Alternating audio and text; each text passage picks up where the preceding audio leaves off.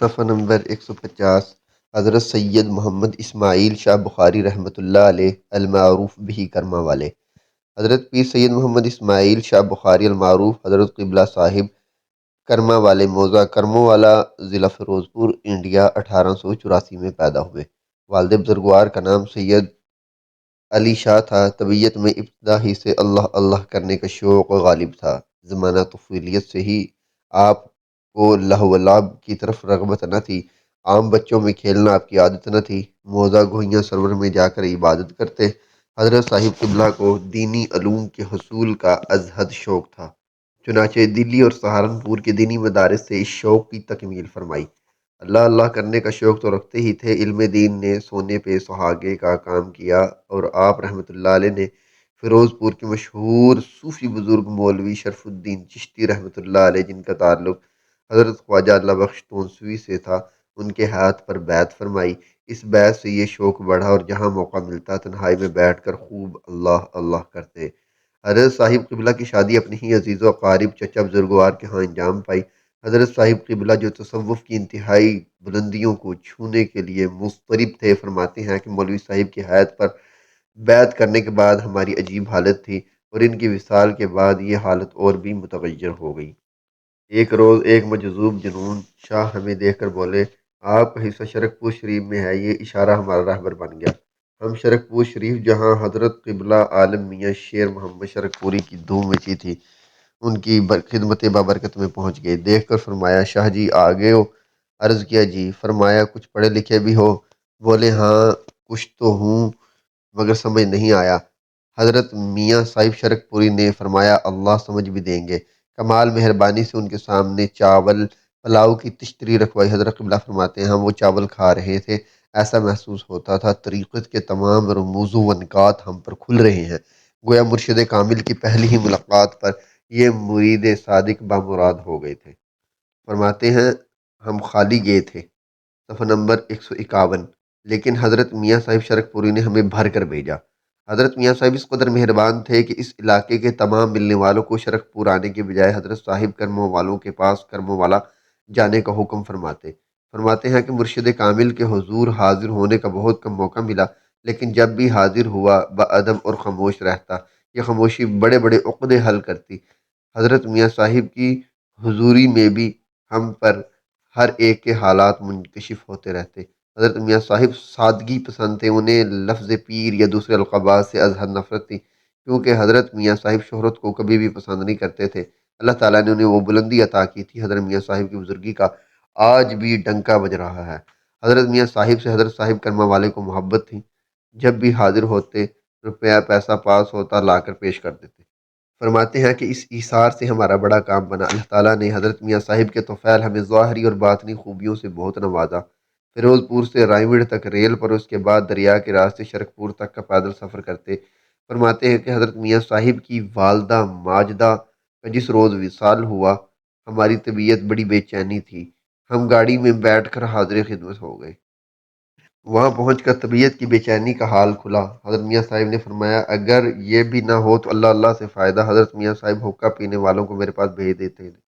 مجھے حقہ چھڑانے کی ترکیب خود آتی ہے، حالانکہ جو کچھ کرتے تھے وہ میاں صاحب ہی کرتے تھے۔ حضرت قبلہ صاحب جب بھی حضرت میاں صاحب کا ذکر کرتے، نام نامی بڑے ادب سے لیتے، فرماتے اگر میاں صاحب یہ کام نہ کرتے تو ہمارا کیا بنتا۔ جب بھی کسی کرامت کا ذکر ہو تو اسے حضرت میاں صاحب کی ذات برکات سے منسوب فرماتے اور اپنا نام کبھی نہ لیتے۔ فرماتے ہیں کہ ایک مرتبہ حضرت میاں صاحب کی میت میں مکان شریف، جہاں حضرت سید امام علی شاہ صاحب اور بھورے والی سرکار کی مزارات عالیہ ہیں، وہاں گئے۔ راستے میں مکان شریف کے قریب چند لڑکے کھیل رہے تھے، جس کی وجہ سے راستہ گرد و غبار سے اٹا ہوا تھا۔ حضرت صاحب قبلہ نے چاہا کہ ان لڑکوں کو راستے سے ہٹا دیا جائے تاکہ حضرت میاں صاحب اطمینان سے گزر جائیں۔ حضرت میاں صاحب نے اشارے سے منع کرتے ہوئے فرمایا، سارا صدقہ تو اسی مٹی کا ہے۔ صفحہ نمبر 152 اور بڑے اطمینان سے وہاں سے گزر گئے۔ حضرت قبلہ صاحب کو یہ نعمت جہاں حضرت میاں صاحب سے سب ہم عصروں کی نسبت وافر ملی تھی، حضرت صاحب قبلہ بزرگان دین اور اولاد امجاد کے نام بالخصوص اور عوام کے بالعموم ہمیشہ عزت و توقیر سے لیتے۔ کسی بزرگ نے کیا ہی خوب فرمایا تھا، تصوف سراسر ادب ہی ہے جس نے اس رمز کو پا لیا، کیا چھوٹا اور کیا بڑا، وہ بلا شبہ آج بھی کامیاب ہے، اور جس نے اسے ترک کیا وہ لاکھ عبادت و ریاضت کرے سب رائگاں ہیں۔ حضرت قبلہ کی زندگی کا زیادہ حصہ بندگان خدا کے رشد و ہدایت ہی میں بسر ہوا۔ بیماری کے دوران چند ماہ چھوڑ کر جہاں بھی تشریف فرماتے، لوگ پروانہ وار آپ کے گرد جمع۔ اکثر گفتگو کی ابتدا حضرت صاحب قبلہ ہی فرماتے، کوئی صاحب اپنی بات کہتے تو اس کا جواب ارشاد فرماتے۔ آنے والوں کا بڑا حصہ ایسے لوگوں پر مشتمل ہوتا جو بیماری اور حالات کے ہاتھوں پریشان ہوتے اور اپنے غم کا مداوع اسی مسیحائے وقت سے حاصل کرتے، اور ارشاد فرماتے، ہم سب بیمار ہی ہیں، اور جب تک اعمال کی اصلاح نہیں ہوتی ہم صحت یاب نہیں ہوتے۔ فرماتے، لوگ اللہ اللہ پوچھنے کے لیے نہیں بلکہ نجی ضرورتوں کے لیے میرے پاس آتے ہیں، حالانکہ اگر ہم اللہ تعالیٰ کے بن جائیں تو ہماری ضرورتیں پوری ہو سکتی ہیں۔ حضرت صاحب قبلہ کے حلقہ میں اور بزرگوں کی ذکر اذکار کی مجلس منعقد نہیں ہوتی تھی، بلکہ حضرت صاحب معتقدین کو ہمیشہ اسم ذات اور درود شریف پڑھنے کی ہدایت فرماتے۔ درود شریف عموماً عشاء تہجد کی نماز کے بعد پڑھنے کو کہتے۔ اسم ذات کے بارے میں حضرت صاحب کا ارشاد تھا، انسان کو چاہیے کہ اٹھتے بیٹھتے زبان کو تالو کے ساتھ لگا کر اس ذکر میں محور رہے، آدمی تو درکنار فرشتوں کو بھی خبر نہ ہونے پائے۔ بس یہی ہمارے وظیفے ہیں اور یہی ہماری چلیں ہیں۔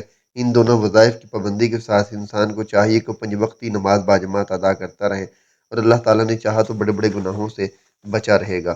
بیٹھے بیٹھے اکثر زبان مبارک سے بے ساختہ نکلتا حضور صلی اللہ علیہ وسلم کی بڑی شان ہے۔ ارشاد فرماتے، انسان جب خدا سے غافل ہو جاتا ہے تو طرح طرح کی بیماریوں میں مبتلا ہو جاتا ہے۔ انسان کے پہلو میں گوشت کا ایک چھوٹا سا ٹکڑا ہے جسے دل کہتے ہیں۔ جب بندہ حق سبحانہ و تعالیٰ کی یاد سے غافل ہو جاتا ہے تو یہ دل طرح طرح کے دنیاوی آلام کی ماجگاہ بن جاتا ہے۔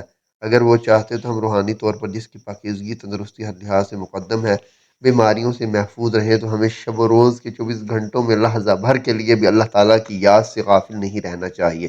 صفحہ نمبر 153۔ ہم جسمانی صحت پر تو بہت توجہ دیتے ہیں، لیکن اس بڑی بیماری سے نجات پانے کی کوشش نہیں کرتے۔ ارشاد فرمایا، درود شریف پڑھنے کے بڑے بڑے فضائل ہیں۔